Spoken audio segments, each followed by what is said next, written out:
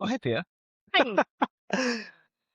So the other day you were talking about this really cool concept, which is chair time. What is chair time? So most public servants, all public servants are familiar with the concept of delegation. If someone is away, someone else can act in that role and have access while they're acting to all of the controls, not just decision making and leadership, but management of staff, financial delegations, representation. So the concept of acting is a very healthy concept.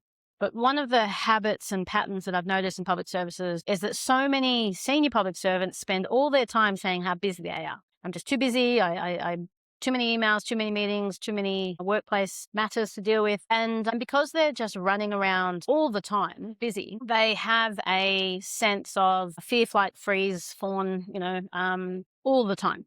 Now, this happens, of course, from all up and down the stack. But the more that your senior leadership is like this and your team leads feels like this, the more they actually push that culture onto the people that work for them.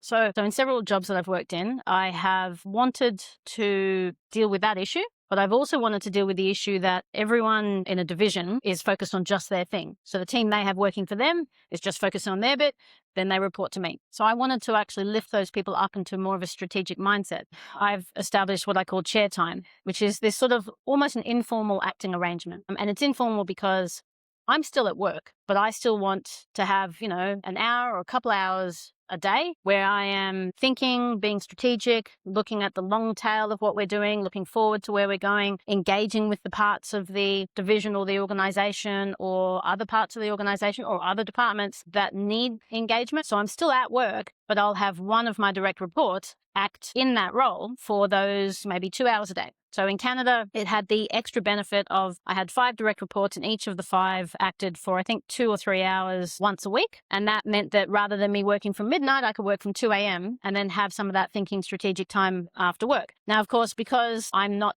away from work, I can't do the formal delegation of things like financial controls. But it means that for those couple of hours, that person, I completely back them to lead, to make decisions that I will support. Even if they want to make financial decisions, it probably needs to wait for me to be in the chair to sign it, but it gives them a sense of understanding. It slows things down, gets them to understand the whole program. And it means that as a leader, I also then build time for me. I then encourage and support all of my direct leads to then have that flow down. So it's giving their staff a little bit more acting time that they can share around as well, which gives them more strategic leadership. So it's giving everyone just a little bit more of an opportunity to act up, look outside, slow down, and be more strategic in their work day to day. What what caused you to start this? Like, where did the idea come from? I was actually telling you before that it started in Canada, but it did actually start before. I was doing it in New South Wales government. The reason it started there was I did find that I was spending a lot of time just running from thing to thing, and I needed to slow down. I needed to create some capacity to do the strategic planning, the leadership part of the job, not just the running around administrative part of the job. And I had 5 direct reports there as well in the New South Wales government. And I found that each of the 5 people were individually quite brilliant, but had been sort of pitted against each other quite a lot. So what actually started there was partly my capacity, but was more about trying to get each of them to work better with each other, because each of them actually acting up for a couple of hours a week meant that they needed to understand, have empathy with, get to know the dependency and needs of each other, which actually then created more cultural cohesion in my senior leadership team. So that was actually really helpful from that perspective. Plus, again, it freed up some of my capacity. Plus, it got them in the habit of delegating down for even if it's just a couple of hours a week, rather than sort of everyone trying to hold on to everything they do with a grip strength and never let anything go. It kind of got a little bit more upward and outward mobility. How have you seen this, or how have you evolved this from when you did the first time? Because you've now done it a couple of times. How have you seen it change and evolve as you've learned from that process?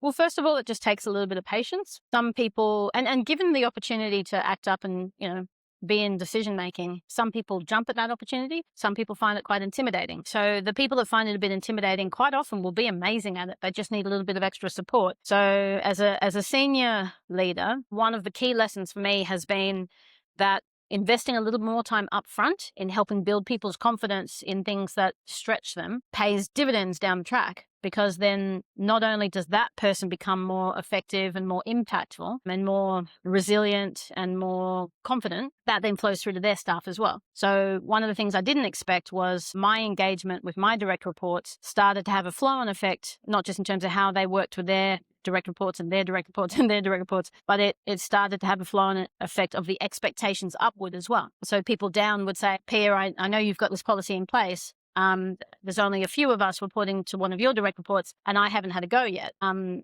suppose you could help me with that. And without undermining the people that work for me, I would gently encourage everyone to make sure that they're sharing the realm, because a lot of the jobs I've gone into, I've been quite purposeful about not just taking people I know with me, but about actually building up the capacity of whoever's there and whoever we need to bring in.